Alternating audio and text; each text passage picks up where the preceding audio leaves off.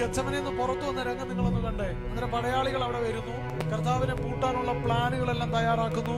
പ്രാർത്ഥിക്കാത്തവൻ വാളെടുത്തു, പ്രാർത്ഥിച്ച കർത്താവ് അത്ഭുതമെടുത്തു. പ്രാർത്ഥിക്കുന്നവനും പ്രാർത്ഥിക്കാത്തവനും ഒരു വിഷയത്തെ ഹാൻഡിൽ ചെയ്യുന്ന രണ്ട് മുഖങ്ങളാണ്.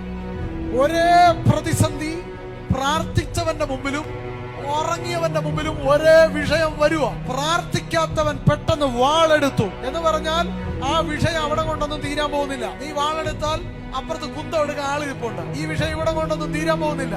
പക്ഷേ പ്രാർത്ഥിച്ചവൻ അത്ഭുതത്തെ പുറത്തെടുത്തു.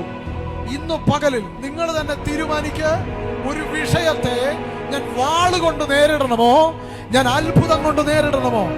ഞാൻ ഇന്ന് പകലിൽ ഡിമാൻഡ് ചെയ്യുന്ന ഒരു കാര്യമുണ്ട്.